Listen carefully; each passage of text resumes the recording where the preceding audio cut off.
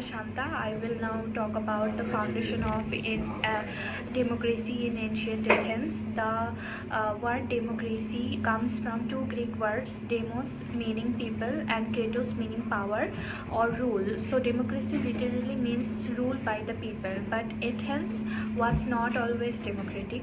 In the beginning, it was ruled by an oligarchy, which means power was controlled by a small group of rich aristocrats. Poor citizens had very few rights and often struggle with heavy debts. Many people become trapped in debt slavery, where they were forced to work for others or even sold because they could not repay their debt. This created unfairness and tension in the society. Because of this crisis, the Athenians wanted change. Their goal to create a system where the city state belonged to all citizens, not only the wealthy elite. They believed ordinary citizens should also have a voice in decision making and governed. This idea later becomes the foundation of the Athens democracy and influenced modern democratic system around the world. Thank you. Hello everyone, now I'll talk about two important reformers of ancient Athens, Solon and Cleisthenes. First, let us talk about Solon. Before his reforms, many poor people in Athens had debts. If they could not repay the money, they became slaves to rich people. This created a lot of problems in society. Solon tried to solve this problem through a reform called shaking of the burdens. He cancelled many debts and freed people who had become debt slaves. He also stopped this system for the future. Because of this, poor people got relief and society became more stable. Solon helped bring fairness between the rich and the poor. Now I will talk about Cleisthenes. At that time, powerful family groups controlled politics. Cleisthenes wanted to reduce their power, so he divided the people into 10 new tribes. Each tribe included people from the city, the coast, and the inland areas. This mixed different groups of people together and weakened the old family plans. Because of these changes, people started thinking of themselves as Athenians, not only the members of a clan or family group. This helped create unity and made democracy stronger. Hello everyone. Today I'll talk about the class, also as known as the assembly. This was one of the most important parts of Athens democracy. Athens practices directly democracy. So they voted for themselves. Around 30,000 to 40,000 citizens had the right to attend the assembly, discuss important issues, and vote. The assembly met at a place called Nixie. It was a large open-air meeting area, almost like an outdoor theater. One interesting fact is about the red rope. Some citizens tried to avoid attending the meeting, so public slaves used ropes painted with red to move people from the marketplace toward the assembly. If someone got red paint on their clothes, it shows they were avoiding their duty. Thank you. Hello, it's Ilma Khanum and today I will talk about the bowl, also known as the Council of 500, which was one of the most important part of democracy in ancient Athens. The bowl was called the engine room of Athenian democracy because it handled the daily work of government. It had 500 men with 50 members chosen from each 10 tribes created by Cleisthenes.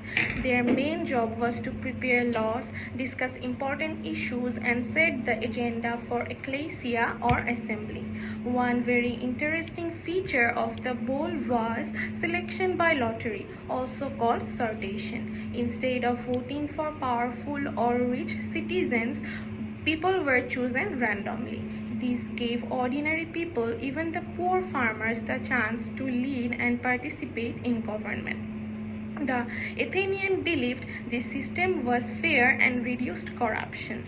Another important rule was that members served for a short term. A person could only serve on the bowl twice in their lifetime, and this prevented anyone from holding too much power for too long and helped protect democracy.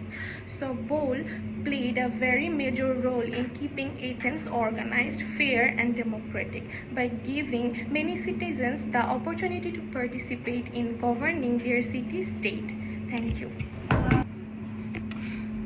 Good afternoon, everyone. I am Father Mahmoud, and today I will be discussing about justice and ostracism in Athenian democracy. Imagine being put on trial, but instead of one judge deciding your fate, over thousands of ordinary citizens are your jury. That was the justice in ancient Athens. The Athenians believed that large juries, anywhere from 200 to 1500 people, were the only way to keep the justice truly fair. As we can see in our poster as well, there is a picture of it over there.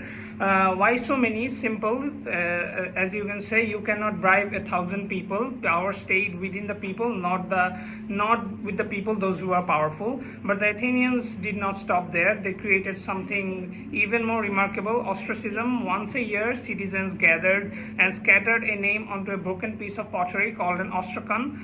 No crime needed, no trial, just a collective decision. This is like people becoming too powerful. They are a threat to our democracy. If 6,000 votes agreed, that people was exiled for 10 years. This wasn't cruelty. This was indeed protection. Athenians had already suffered from tyrants and oligarchs. They knew exactly how democracy dies, slowly, through one person gaining too much power. Thank you, everyone. That's all from me. Good afternoon, everyone. My name is Salma Tasnim. Today I'll talk about the social hierarchy and the term called edicts in Athens. So, though Athens is called the birthplace of democracy, not everyone had equal rights. Women, metics, or foreigners and slaves are excluded from voting and political participation. Women were mainly involved in household duties. Metics contributed in business and trade, but they were not citizens. And slaves had no freedom and political rights. So another important concept was liturgy. Wealthy citizens were expected to spend money for the public goods, such as sponsoring for films, dramas, and paying for worships. It worked like a social responsibility or tax for the rich.